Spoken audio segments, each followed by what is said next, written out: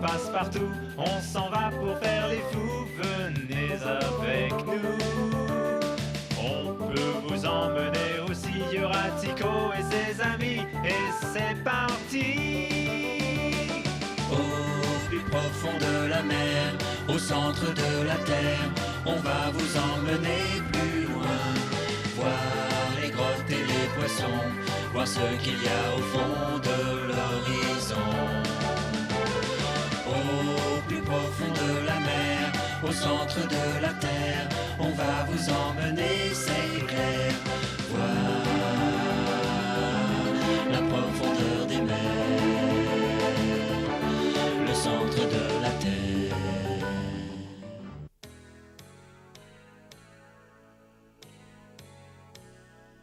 Toujours prisonniers à bord du Nautilus, nous avons maintenant parcouru des milliers de lieues sous les mers. Malgré ses efforts, Ned Land n'a pas trouvé le moyen de fuir. On a vu des choses et des sites exceptionnels, comme la cité perdue de l'Atlantide, dont les trésors ont été distribués aux pauvres gens grâce au capitaine Nemo. Et puis le pôle Sud, où on a fait surface. Pendant ce temps, à Londres, des articles dans les journaux permettaient à nos amis du Reform Club de mieux comprendre ce que nous avions fait au cours de ces derniers mois. Ralph, êtes-vous absolument sûr qu'il s'agit d'un sous-marin? Absolument. D'ailleurs, écoutez ceci. Le navire de guerre Avenger a aperçu un étrange vaisseau submersible d'origine inconnue qui naviguait dans les eaux de l'Atlantique Sud. Eh oui, mais est-ce qu'il mentionne Phileas Fogg et ses amis? Est-ce qu'un des membres de l'équipage a pu les apercevoir? Si oui, comment allait-il? Et voyons, qu'est-ce qu'il dit à ce sujet? L'équipage de l'Avenger avait 6 personnes sur le pont du sous-marin. Ah, ce sont eux, forcément. Il ne peut s'agir que de Monsieur Fogg et de ses compagnons. Ils sont donc dans ce sous-marin, je vous le dis. J'espère que vous avez raison, mais nous n'avons pas de preuves et je donnerais n'importe quoi pour être sûr que ce sont eux. Si les personnes qui ont été aperçues sont effectivement M. Fogg et ses amis, nous pouvons espérer qu'ils ne risqueront rien avec le capitaine de cet étrange bateau.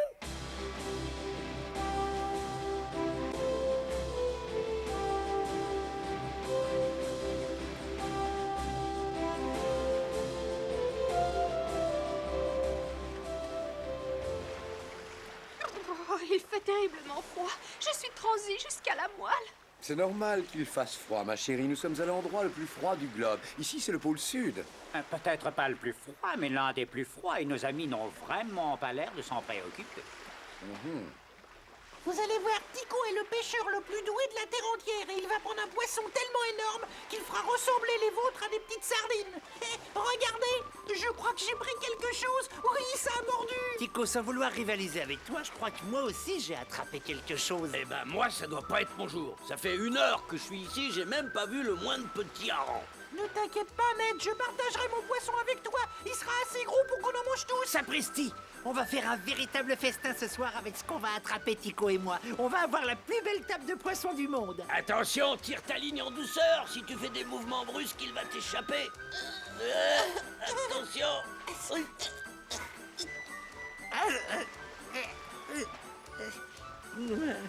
Oh, c'est un poisson vraiment têtu. Passe-partout, regarde ce que tu as fait. Tu as emmêlé ton fil avec le mien et voilà le résultat. Non, tout est de ta faute. C'est toi qui as emmêlé ton fil avec le mien et tu devrais aller apprendre à pêcher ailleurs. On peut dire adieu à notre dîner de poisson. Je n'y ai jamais vraiment cru et j'ai eu raison. Oh, regardez! Attention, derrière vous! Quoi? Qu'est-ce qu'il y a derrière nous? Oh, il y a un ours. Un ours? Et c'est épouvantable, il est vraiment gigantesque. Bon, je vais m'en occuper. Vous deux, mettez-vous juste derrière moi. Très bien, je ne vais pas me faire briller. Oh là là, qu'est-ce que j'ai peur.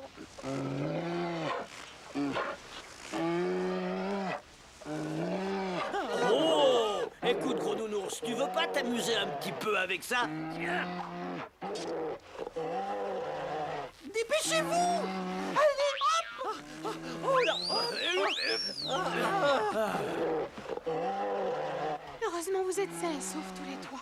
J'ai tremblé pour vous en voyant cette bête féroce. Moi aussi, j'ai tremblé, princesse. Et vous savez, je crois que c'est un miracle si on est toujours en vie. C'est pas un miracle du tout. C'est Ned qui nous a sauvé la vie avec son harpon. Sans lui, on serait déjà dans l'estomac de cet ours polaire. Le Nautilus repartit, et comme mes compagnons, je me demandais si un jour on allait recouvrer notre liberté.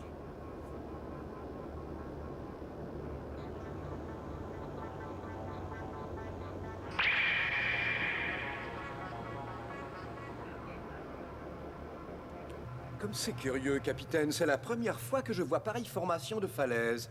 J'avoue que je suis aussi étonné et intrigué que vous pouvez l'être. Pourtant, au cours de mes voyages, j'ai vu bon nombre de cavernes creusées dans des roches, mais comme celle-ci, jamais. Oliver, regarde quel est notre cap exactement. Je veux savoir où nous sommes avec précision, et peut-être qu'après, nous pourrons trouver des renseignements sur ces falaises. Eh bien, poursuit la route que vous avez décidé de prendre en quittant le pôle sud. L'écart dû au courant de l'océan est minime. À l'heure qu'il est, on est à l'est du golfe du Mexique et on se dirige toujours vers le nord. Oh, regardez! Regardez vite, sur votre gauche! Je crois avoir aperçu quelque chose dans une de ces cavernes, mais je suis incapable de dire ce que ça pourrait bien être. Croyez-vous que la puissance de vos gros réflecteurs électriques nous permettrait de découvrir ce que c'est? Je n'en sais rien, mais on peut essayer. Oliver, allume les réflecteurs de la proue, fais-leur donner toute leur puissance et dirige-les sur ces cavernes. À vos ordres, capitaine.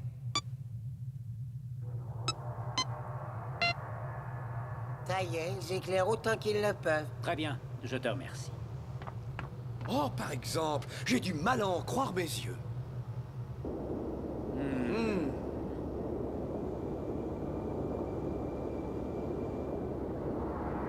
Regardez, là, on dirait un morceau de voile. Et elle vient d'être tirée à l'intérieur. Il est possible que cette voile soit celle d'un bateau qui a coulé? Oui, vous avez sans doute raison, mais comment se fait-il qu'elle soit rentrée dans la caverne? Qu'est-ce qui l'a attirée à l'intérieur?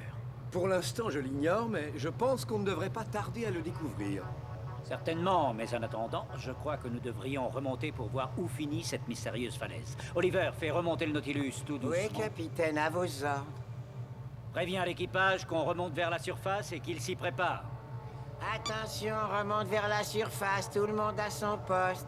Et voilà.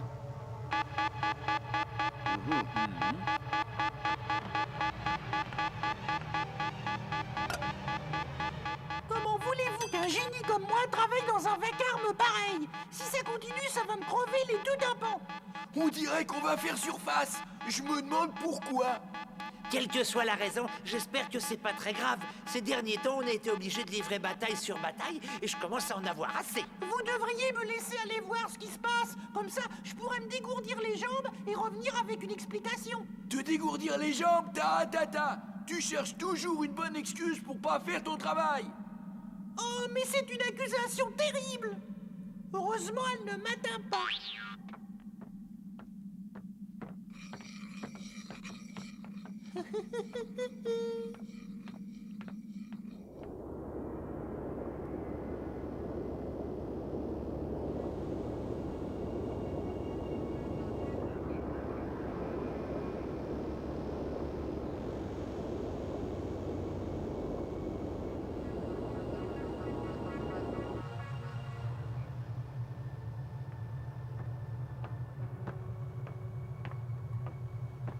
Je viens d'entendre la sirène. Est-ce qu'il y a quelque chose qui ne va pas? Il est encore un petit peu trop tôt pour le dire. Qu'est-ce que vous regardez?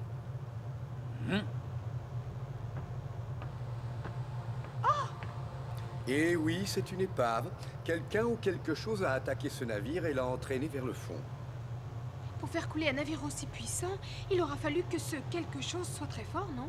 Eh oui, assez fort pour saisir un mât très épais, le casser en deux comme une allumette, et ensuite entraîner le bateau tout entier au fond de l'eau.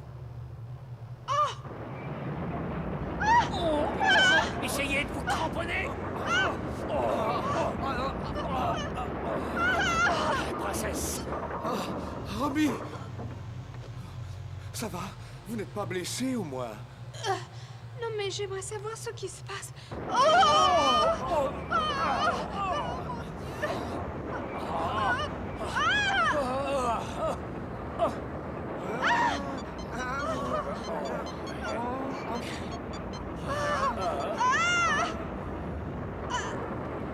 non! Oh, c'est pas possible. Le capitaine Ellis s'est bloqué. Quelque chose a dû se prendre dedans. On peut plus bouger. Mais qu'est-ce que tu racontes? Ça ne nous est jamais arrivé. Débrouille-toi pour débloquer cette hélice.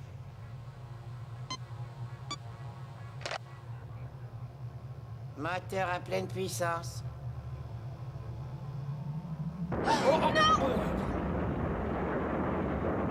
mais ça sert à rien. Je l'ai vraiment bloqué. On dirait que quelque chose s'est solidement enroulé autour. Je peux rien faire. Oh, capitaine, Oliver, regardez ça! Qu'est-ce que c'est que ça? Tout ce que je sais, c'est que ça bouge. On dirait presque que c'est vivant. Regardez par ici, cette chose est en train de recouvrir tous les hublots de ce côté. À croire qu'elle nous encercle. Elle va recouvrir tout le Nautilus. Vous avez peut-être raison. En tout cas, elle a l'air de s'étendre à une vitesse alarmante. Et le pire, c'est qu'on ne sait même pas à quoi on a affaire. Mais on ne va pas se décourager pour autant. N'est-ce pas, capitaine? Bien sûr que non, et on sortira vainqueur une fois de plus.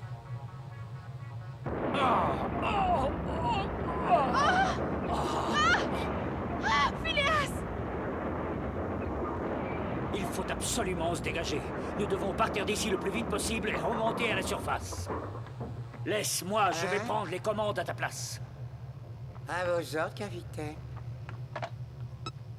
Ici, le capitaine Nemo. Préparez-vous à faire surface. Monsieur Fogg, à votre avis, qu'est-ce que c'est? C'est difficile à dire. Enfin, je crois que c'est une créature vivante. Et puisqu'elle attaque le Nautilus, on le défendra jusqu'à notre dernier souffle, s'il le faut.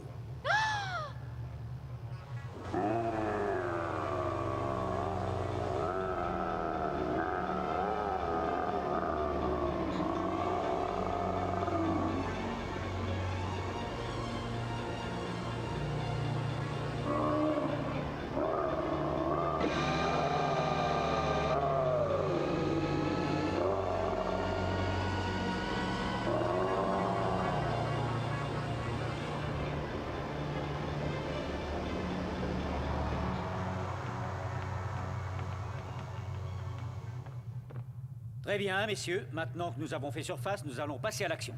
Tout le monde est prêt? En tout cas, moi je le suis. Allons-y, capitaine. Il me tarde de voir quel est ce monstre qui se croit assez fort pour s'en prendre à nous. Tout ce que j'espère, c'est que vous arriverez à lui démontrer le contraire. Ne vous en faites pas, professeur. On va lui donner une bonne petite leçon. Vous me dites dès que vous êtes prêt. Très bien, dans ce cas, je vais ouvrir. Attention. Allons-y, capitaine. Plus vite on se débarrassera de ce monstre, mieux ce sera. Ah, je me demandais où vous étiez tous passés. Quelle bonne idée d'avoir ouvert. J'avais justement besoin et envie d'un bon bol d'air.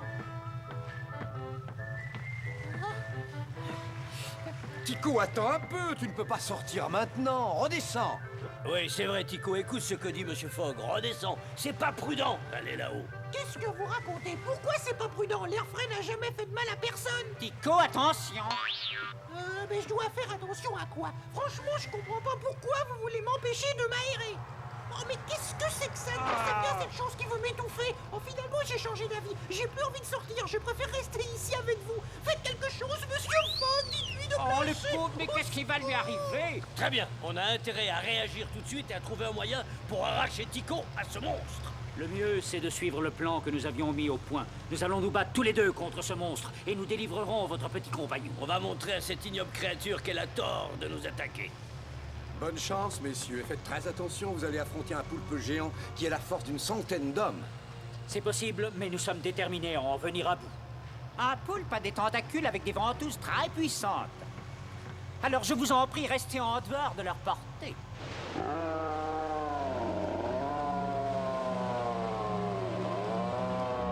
Au secours! Lâche-moi, espèce de monstre! Je veux rentrer chez moi! Au secours!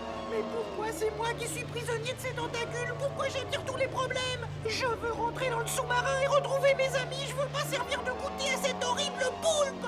Au secours! Au secours!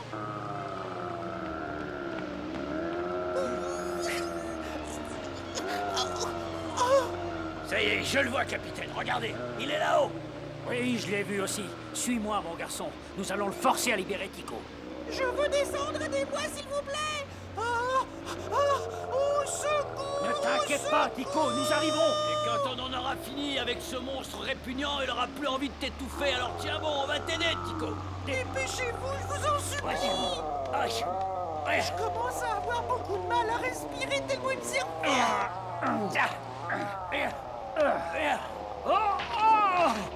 Ça va, vous n'êtes pas blessé, capitaine? Non, non, je ne crois pas. Un peu secoué tout au plus. Au secours, capitaine, au secours! Je déteste être là-haut. À force de me balloter dans tous les sens, j'ai le vertige et la nausée. Au secours! Au secours!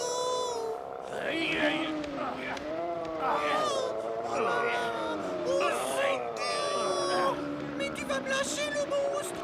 Tu m'entends?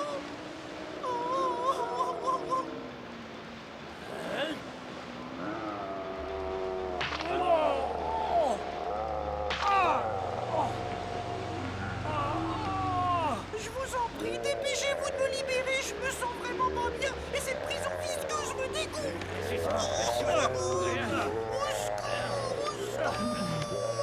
Pour résister, on finira par te vaincre, tu peux en être sûr.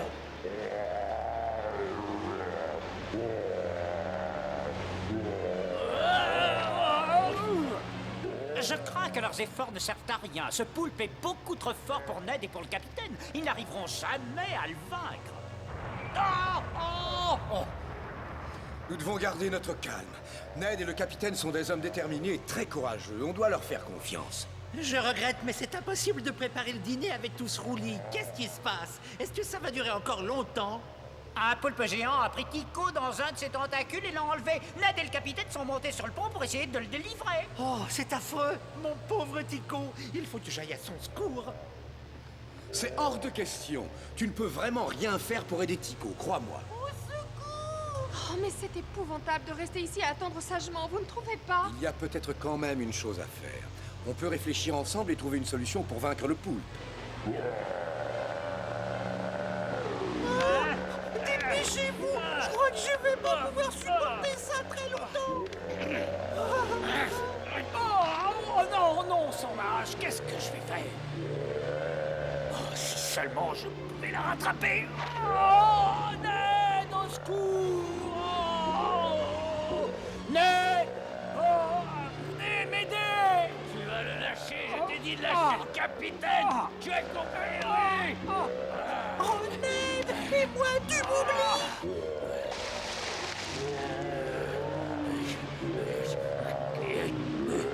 Attention, Ned! Juste derrière toi, il y en a un autre! Calme-toi, je fais tout ce que je peux! Lâche-moi, tu m'entends, tu m'entends!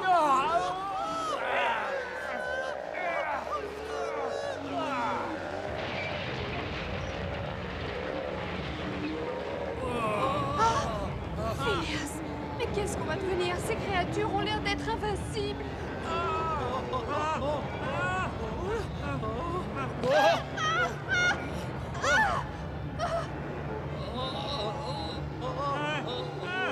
Si ça continue, je crois qu'on va finir au fond de l'océan et cette fois, ça m'étonnerait qu'on puisse refaire surface. Passepartout a raison. On doit très vite faire quelque chose, Monsieur Fogg, sinon on est tous perdus. Je viens d'avoir une idée et j'espère vraiment qu'elle sera efficace.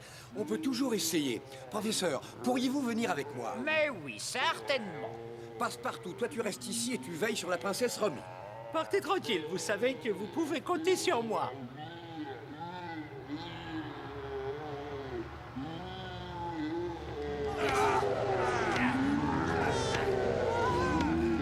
Tu vois pas que c'est inutile, tu gaspilles ta force pour rien! T'arrives pas à vaincre ce poulpe cette fois, on est perdu! Je n'abandonnerai pas! Nous allons voir si les poulpes géants apprécient l'eau bouillante.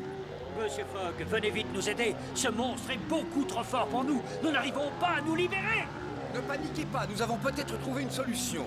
Je suis sûr qu'elle sera efficace, capitaine. Tenez bon. Non!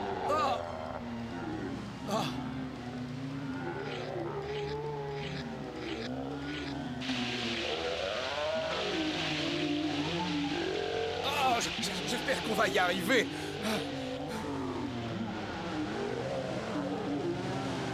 Dites-leur de faire monter la température de l'eau au maximum.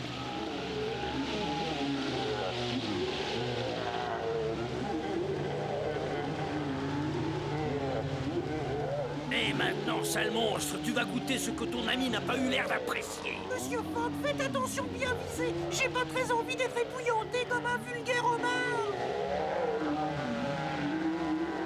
Allez-y, continuez, continuez. Il dessert son...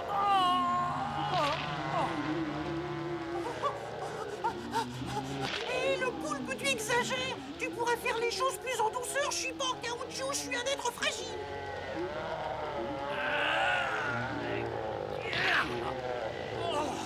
Ah là là, mais est-ce que ça va? Vous pouvez vous lever? Oui, je crois que je n'ai rien cassé. Merci, merci de votre aide. Oui, oui.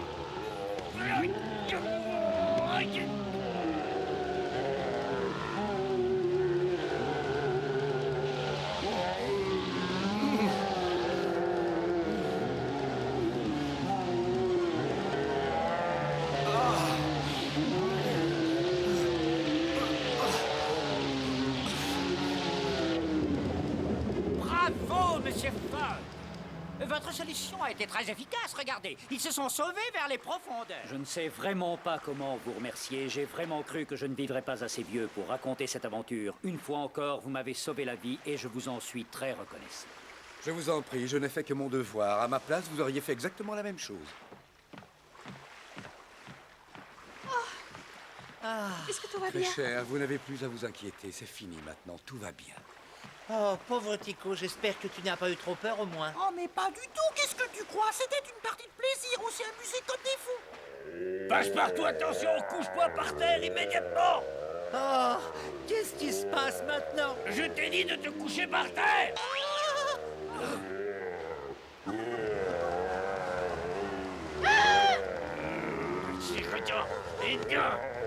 Puisque tu n'as pas compris qu'on ne voulait pas de toi, je vais te le faire comprendre. Eh bien, messieurs, je crois qu'il est temps que nous nous éloignions de ces eaux. Ici, le capitaine Nemo, mettez les machines en marche et faites-leur donner toute leur puissance pour partir d'ici au plus vite.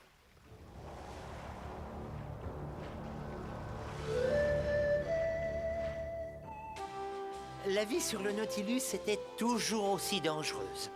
On a même été attaqué par un navire de guerre et c'est un miracle s'il ne nous a pas coulé.